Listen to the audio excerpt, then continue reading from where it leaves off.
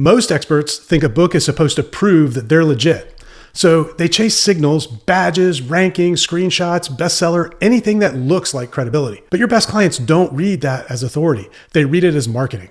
And when a high-level buyer senses you're playing to the algorithm, they don't get impressed, they get cautious. So if your book isn't generating calls, it's not because the writing is terrible, it's because the book is doing the wrong job. In the next few minutes, I'll show you what those badges really mean, what your clients actually think when they see them, and the one metric that matters if you want the book to produce revenue. Because the moment bestseller feels like applause, you lose respect before the first call even happens. All right, let's start with the small game, the Amazon game. Every day on LinkedIn, you see someone post a screenshot of that orange #1 bestseller flag, and they write a victory caption like, hey, they just won the Nobel Prize. Here's what's actually happening. Amazon has over 16,000 book categories. 16,000. That means you don't need to sell 10,000 books to hit #1. You don't even need to sell 1,000 books. In the right obscure category, you might need a dozen sales, sometimes less. You pick a tiny category, no real person browses, something weirdly specific, then you drop the price to 99 cents for a short window. You email your list, you text your friends, you beg your group chat, you push a handful of quick purchases through the pipe, and because that category is so small, the algorithm spikes you to #1. Screenshot, post, confetti emoji, then you switch the price back up. And you call yourself a best-selling author forever. Now, look, I'm not mad at anybody for doing that. I'm just telling you the truth. Because when you're a consultant, that badge has a hidden cost. And here it is. The real buyers know the game exists. High-level clients are not naive. They've hired marketers. They've watched people buy awards. They've seen influencers rent credibility like this before. So when they see that orange screenshot, a lot of them don't think, wow, authority. They think, oh, you're playing games. And the moment you signal, I need a badge, you lose the very thing that you're trying to gain, trust. It's like wearing a fake Rolex to a meeting with a guy who owns the watch company. He doesn't get impressed. He gets quiet and he starts watching you differently. Now, you might be thinking, okay, fine. Amazon is the kiddie pool, but surely the real lists are legit. Wall Street Journal, USA Today, New York Times, surely those mean something, right? Yes and no. Here's the part most people miss. Even the big lists can't be your strategy. Because if your goal is high ticket clients, the list is not the prize. The prize is what the book does after the list fades.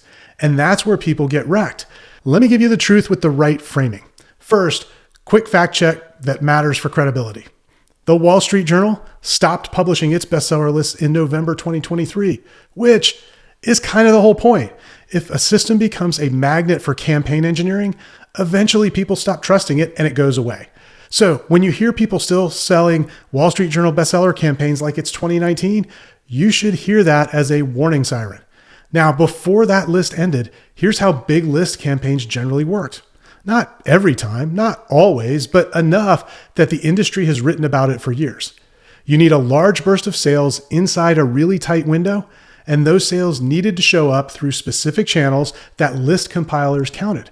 So agencies emerged that specialized in coordinating those bursts of sales.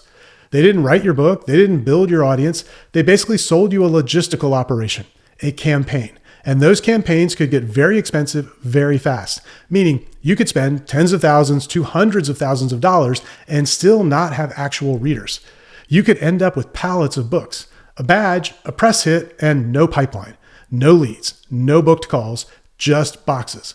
Let me make this painfully practical. Imagine you write a check for $75,000, $150,000, $250,000, whatever the number is, and now your garage looks like a Costco aisle of your own face. You didn't buy authority, you bought inventory, and inventory doesn't close high-ticket clients. Now, let's talk about the New York Times angle, because this is where it gets really interesting. The New York Times is so aware that bulk buying happens to game the list that they literally mark some books with a symbol, a dagger. It's like a little, hey, something about this sales here might not be what you think. It's basically the publishing version of a scarlet letter. And if you're watching this as a consultant, here's the lesson. If the list itself has to warn people about bulk buying, then chasing the list can't be your core business plan because it's still just status, not authority. Now, I want to give you one quick story because this is where the trap becomes real. I'll change the name, but the situation is common. A consultant, let's call her Dana, Wanted to raise her fees, so she did what everybody told her to do. She wrote a book. Then she paid a marketing team to launch it. And part of the plan was to get one of those bestseller badges, because once you're a bestseller, surely clients will line up, right? She got the badge. She posted the screenshot. Her friends cheered. Her family cheered. Her industry peers hit the like button. And then nothing happened. No qualified inbound. No CEO emails. No, this book hit me in the gut messages. No strategy calls. So she calls me frustrated and she says, I don't get it. I did the thing. I got the bestseller. And I said, well, yeah, you got status, but you didn't get authority. And here's why. Her book was written for the algorithm, not for the buyer. It was broad, it was safe, it was full of tips anyone could say. And it was written to avoid offending strangers. And high-ticket clients don't pay for tips. They pay for certainty. They pay for someone who can name their problem better than they can. They pay for someone who has a process that feels inevitable. And if you want this type of ROI guaranteed for your book, you'll find a link down below. But the point here is the bestseller badge didn't help her because the book didn't do the one job that matters. It didn't create a moment where the right reader says, are you in my office? How do you know this is happening? I need to talk to you right now. That's authority. So here's the pivot. If you want a book that sells high-ticket services, you need a new scoreboard. Stop measuring how many books did I sell. Stop measuring did I hit a list. Start measuring 3 things. Scoreboard number 1. Did the book start qualified conversations? Meaning, did it generate replies, intros, direct messages, and emails from the right people? Not strangers, but buyers. Scoreboard number 2. Did the book filter out bargain hunters? If everyone loves your book, you probably wrote it too broad.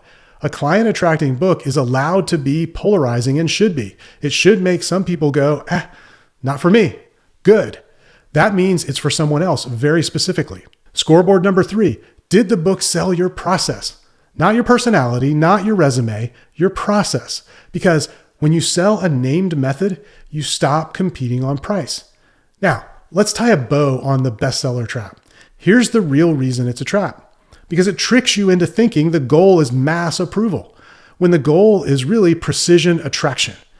A best-selling book is written for the masses.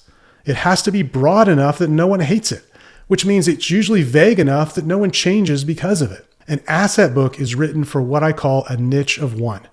And that just means this. Your book speaks so directly to your ideal client's exact problem that it feels like you wrote it for them personally. Not leaders, not entrepreneurs, not people who want more. I mean the specific person with the specific expensive problem that you actually solve. That's why authority beats status. Status is about looking impressive to strangers. Authority is about becoming indispensable to the clients who matter. Most people lose money chasing a badge. A smaller group makes real money building an asset. Okay, so what do you do with this? Simple. Stop writing for the algorithm. Stop writing for applause. Stop writing for the badge. Start writing for revenue. Start writing for the conversation. Start writing for the client who can pay you 20 grand or 50 grand or 100 grand and happily do it because you understand them better than anyone else. And if you want the step-by-step on how to build that kind of book, where the book becomes your sales team, your credibility, and your filter, then here's what to do next. I pulled this video out for you to watch next. It's a quick, simple walkthrough of how you pull this off for yourself to position you as the authority so premium clients come in pre-sold. And you never have to chase clients or bestseller status again.